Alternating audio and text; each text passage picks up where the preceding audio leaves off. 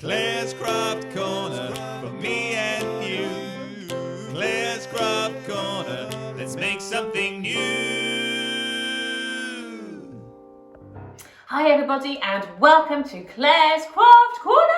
Well, today, have you opened your pack already and seen what's inside? You may have noticed, that there's an envelope and a card. And the card says Supermum on it because this time next week it's Mother's Day, and we thought you could secretly colour in this card for your mums and then give it to them next week. Is that a good idea?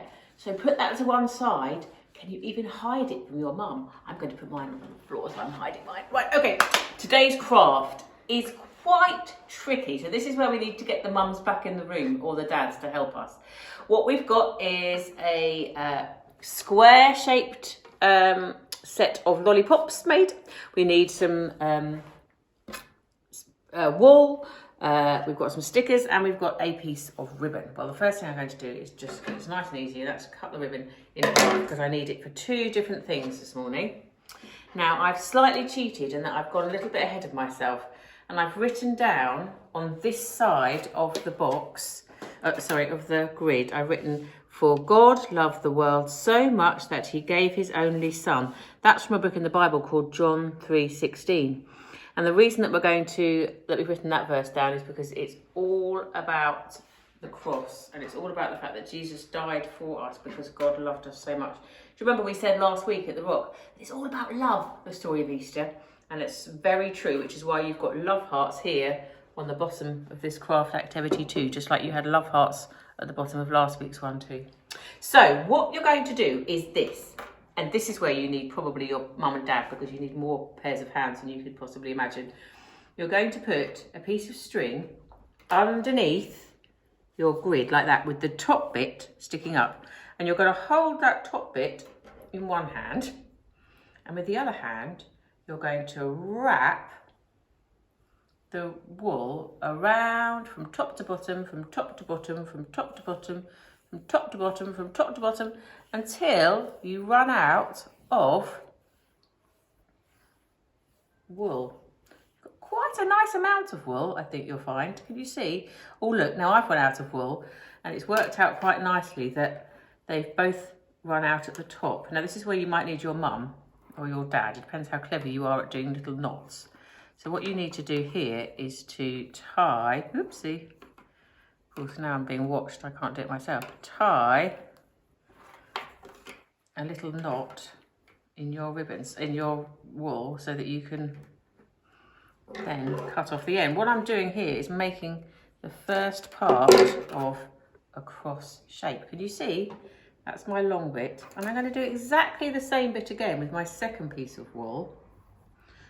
But I'm going to do it, so I'm going to lay it down, lift this up, put it on there, so that I'm holding in one hand that piece of wool, and I'm going to turn it this way around and do exactly the same thing again. Can you see why it's a bit tricky, isn't it? I'm so sorry that it's a bit tricky, but it will look so pretty by the end.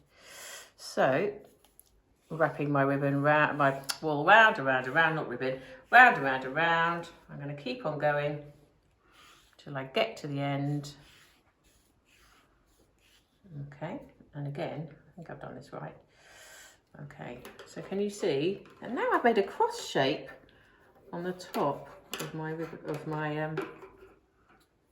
grid. And I'm going to just quickly tie this up into a knot, and this up into a knot. So you may have thought that you need your mums and dads for this, and I'm so sorry that it's not something you can do quite so independently. But what you end up with then is a cross, which looks quite nice, but I don't think we're quite there yet. So what then we've got a big piece of gold ribbon that we're going to literally just, tie, I'm not quite sure how to do this actually, around and around a few times so that it wraps around the cross, makes it look pretty. I'm going to wrap it that way maybe once. Wrap it that way maybe once. I'm going to put that bit under there. Sorry, this is so unhelpful and unclear, but basically do it a few times until you've wrapped the ribbon around like so. Can you see? It does look pretty, doesn't it? But it is tricky, I know. I'm very sorry if it's tricky for little fingers today.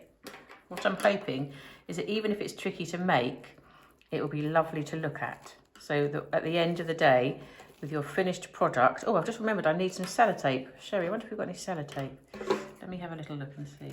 It's behind you. Ah, hurrah. Oh, yes, perfect. So then for the final part of this, I'm just going to be a little bit more pedantic and cut the ends off so that it looks even neater. So the final part of this then needs, oopsie, I think some of my glue's come unstuck, sorry about that, is a little bit of ribbon. I'm going to have half that length again, I think it's a bit much. But I'm going to stick underneath like that so that you can then hang it somewhere. So I'm going to turn this over. Oh yes, my handy tip is don't make it go too tight, otherwise it's going to go wonky.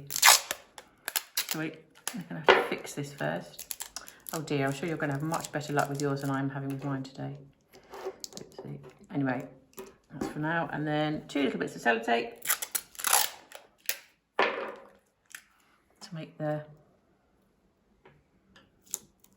And that side on that one. And that one and this one. So it does look pretty. It's worth a little bit of extra time. Spend a bit more time on yours than I'm spending on mine, I think is a key thing. And then in the end, you'll have something beautiful to hang out. We used to make these in the Messy Church sometimes, so you'll have seen them before. I think I've done a really silly thing there and made it too tight, but you get the idea.